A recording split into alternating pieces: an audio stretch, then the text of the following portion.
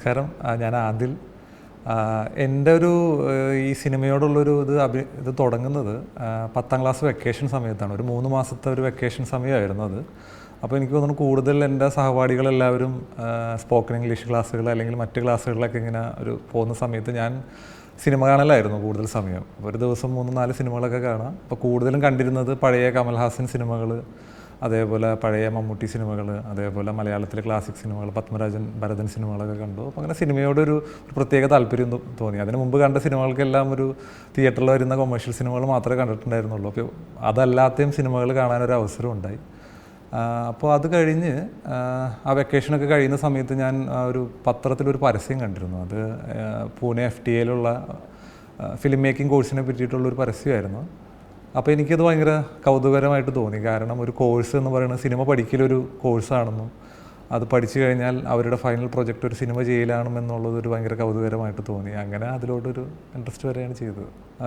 SRFT കൽക്കട്ടയിൽ എത്തിയപ്പോൾ ഉണ്ടായ ഒരു മാറ്റം എന്ന് പറഞ്ഞു കഴിഞ്ഞാൽ, ഒന്നാമത് ഞാൻ നാട്ടിൽ നിന്ന് കോയമ്പത്തൂർ ഞാൻ ഡിഗ്രി പഠിക്കാൻ മാറിയിട്ടുണ്ട്. പക്ഷേ ഒരു വലിയൊരു ദൂരം മാറി താമസിക്കുന്നത് കൽക്കട്ടയിലായിരുന്നു. അപ്പോൾ റെസിഡൻഷ്യലാണ്, അവിടെ താമസിച്ചിട്ട് തന്നെയാണ് പഠിക്കുന്നത്. അപ്പോൾ ഇപ്പോൾ എൻ്റെ റൂംമേറ്റ്സൊക്കെ ഉണ്ടായിരുന്നത് ഒരാൾ ഡൽഹിയിൽ താമസിക്കുന്ന പഞ്ചാബി, പിന്നെ ഒരാൾ ചണ്ഡീഗഡിലുള്ള ഒരാൾ, പിന്നെ ഡൽഹി. അപ്പോൾ ഇങ്ങനത്തെ പിന്നെ ഒപ്പം പഠിക്കുന്ന പല നോർത്ത് ഈസ്റ്റിൽ നിന്നുള്ള വിദ്യാർത്ഥികൾ, തമിഴ്നാട്ടിൽ നിന്നുള്ളവർ, രാജസ്ഥാനിൽ നിന്നുള്ളവർ. അപ്പോൾ ഈ ഒരു കൾച്ചറൽ ഇതുണ്ടല്ലോ, അതായത് എന്നെ കൂടുതൽ ഒരു സ്വാധീനിച്ചെന്ന് പറയാം. അതുകൂടാതെ പിന്നെ നമ്മൾ ഇതുവരെ കാണാത്തതോ കേൾക്കാത്തതായിട്ടുള്ള ഭാഷകളിലുള്ള സിനിമകൾ, ഫിലിം മേക്കേഴ്സ്, അതൊക്കെയാണ് അതിൻ്റെ എനിക്ക് തോന്നുന്നത് ആ ഒരു ഫിലിം ഇൻസ്റ്റിറ്റ്യൂട്ട് പഠനത്തിൽ എനിക്കൊരു നല്ല ഓർമ്മകളായിട്ട് തോന്നുന്നത്. ഞാൻ പറയുന്നത് ശരിയാണോ എന്നറിയില്ല. കാരണം ഇപ്പോൾ നമ്മുടെ മലയാള സിനിമയിൽ ഇപ്പോൾ നിൽക്കുന്ന ഒരു ഘട്ടത്തിൽ ഇതിൻ്റെ ഒരു അതിർവരമ്പ് വളരെ നേർത്ത് നിൽക്കുകയാണ്. ഒരു ആർട്ട് സിനിമ, കൊമേഴ്ഷ്യൽ സിനിമ എന്ന് പറയുന്നൊരു വരുമ്പോൾ വളരെ നേർത്ത് വന്നിരിക്കുന്ന ഒരു സാഹചര്യമാണ്. കുറച്ച് നാളത്തെ മുമ്പത്തെ ഒരു സിറ്റുവേഷൻ പറയുകയാണെങ്കിൽ വിത്ത് മണി, എക്കണോമിക്സ് വെച്ചിട്ടാണത് പറയുന്നത്.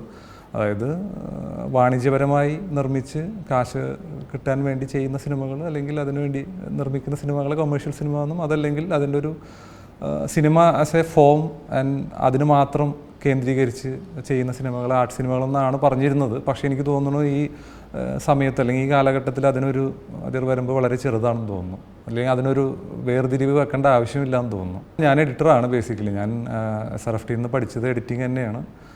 ഞാൻ ഒരു സിനിമ എഡിറ്റ് ചെയ്തിട്ട്, ഒരു സിനിമയല്ല ആക്ച്വലി 2 സിനിമ എഡിറ്റ് ചെയ്തിട്ടുണ്ടായിരുന്നു സിനിമയ്ക്ക് മുമ്പ്. പിന്നെ ഒരു സിനിമയിൽ അസോസിയേറ്റ് ആയിട്ട് വർക്ക് ചെയ്തിട്ടുണ്ടായിരുന്നു. സംവിധാനമായിരുന്നു ആഗ്രഹം. സംവിധാനം പഠിക്കാനായിട്ട് ട്രൈ ചെയ്തിട്ട് പിന്നെ ഞാൻ എഡിറ്റിലോട്ട് മാറിപ്പോയതായിരുന്നു. തിരക്കഥ എനിക്ക് ആദ്യത്തെ അനുഭവമാണ്. അതെന്ന് വെച്ച് കഴിഞ്ഞാൽ എഴുതുമായിരുന്നു, പക്ഷേ ഒരു തിരക്കഥ ഫോമിലോട്ടുള്ളതൊരു, അല്ലെങ്കിൽ ഒരു സിനിമ ആയി കഴിയുമ്പോഴാണല്ലോ അതിനൊരു തിരക്കഥയാവുന്നത്. അല്ലെങ്കിൽ നമ്മൾ റിയലൈസ് ചെയ്യാത്ത പ്രൊജക്റ്റുകൾ മാത്രമാണല്ലോ.